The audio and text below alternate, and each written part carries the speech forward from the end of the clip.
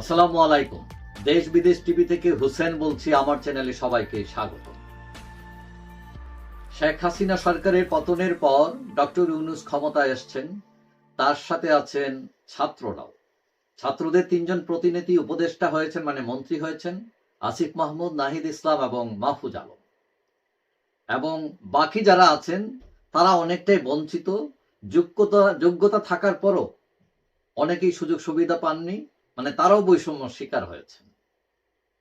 আর মাঠে আছেন সার্জিস আলম, হাসনাত। তারা এখন তাদের কর্মকাণ্ড বিতর্ক তৈরি হয়েছে। হাসনাত সার্জিসদের, তারা একবার বিপ্লবী সরকার করে ফেলে, আরেকবার প্রেসিডেন্ট অপসারণ করে ফেলে, আবার আওয়ামী লীগ নিষিদ্ধ করবে, আদালতে যায়, আবার পিছিয়ে আসে।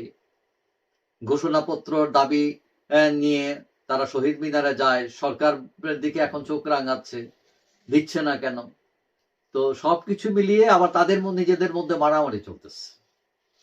তো তারা বলছে তাদের অ্যাম্বিশন আছে, রাজনৈতিক দল করবে। তো নাগরিক কমিটি একটা করছে, করে আরেকটা করবে, তো করছে। তো তাদের উচ্চাকাঙ্ক্ষা আছে, তারা নিজেরাই বলছে, কিন্তু দল গঠনের তেমন কোনো লক্ষণ পরিলক্ষিত হচ্ছে না। এখন অনেকেই মনে করছেন এরা মাইনকার চিপার মধ্যে পড়ে যাচ্ছে বা পড়ার পথে আছে। এবং এই যে ছাত্র উপদেষ্টা যারা, তাদের সাথে মাঠে যারা আছে বৈষম্য বিরোধী বা জাতীয় নাগরিক কমিটি যেটাই হোক, তাদের মধ্যে দূরত্ব আস্তে আস্তে বাড়ছে। এখন বিতর্ক তৈরি হয়েছে। অনেকেই বলছেন যে এই ছাত্র যারা উপদেষ্টা হয়েছেন তাদের উপদেষ্টা হওয়াটাই উচিত হয়নি, তাদের রাজপথে থাকাটাই দরকার ছিল। তাহলে তারা দলটা গোছাতে পারতো, তাদের জনপ্রিয়তাটাও সেরকম থাকতো, এত বেশি বিতর্কিত হতো না। কিন্তু তারা যে পদ্ধতি নিচ্ছে, যে গাছেরটাও খাবে তলারটাও খাবে তারা, এবং এতে আমও যাবে ছালাও যাবে বলে অনেকেই মনে করছেন। এখন সামনে নির্বাচন, বিএনপি যদি ক্ষমতায় যায় তাহলে এই ছাত্ররা তারা লাঠি পিটাও খেতে পারে বলে অনেকের ধারণা। আর আওয়ামী লীগ আসলে তো খবরই আছে।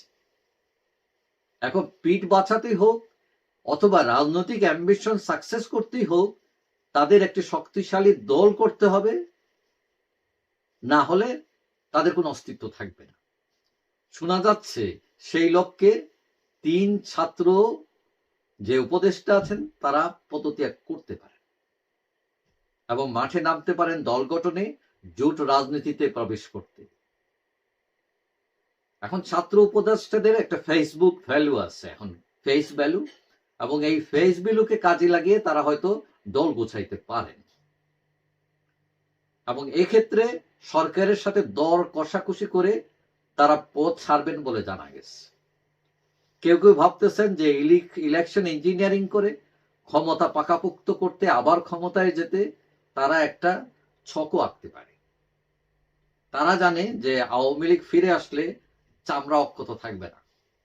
সুতরাং একা হোক জোট করে হোক ক্ষমতায় তাদের থাকতেই হবে, একা অথবা শেয়ার করে।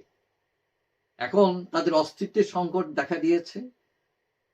অনেকেই মনে করছেন যে এখন যান বাঁচাতে তাদেরকে দল গঠন করতেই হবে, এবং মানে ডু অর ডাই। এবং এইটা করতে হলে তাদের পদত্যাগ ছাড়া কোনো বিকল্প নাই। এবং তারা যদি পদত্যাগ না করেন তাহলে মাঠে যারা আছেন, বঞ্চিত যারা আছেন, তারাও আস্তে আস্তে সরব হতে পারেন। তখন কি হবে? তখন দুকলি হারাতে পারেন তারা। সুতরাং যেটা শোনা যাচ্ছে যে তারা যে কোনো সময় পদত্যাগ করতে পারেন, এবং পদত্যাগের আগে আগে তারা সরকারের সাথে লেনদেন চূড়ান্ত করেই পদত্যাগ করবেন বলে জানা যায়। যাই হোক, সবাই ভালো থাকবেন। আশা করি দেখা হবে অন্য কোনো ভিডিওতে ইনশাআল্লাহ। আল্লাহ হাফেজ।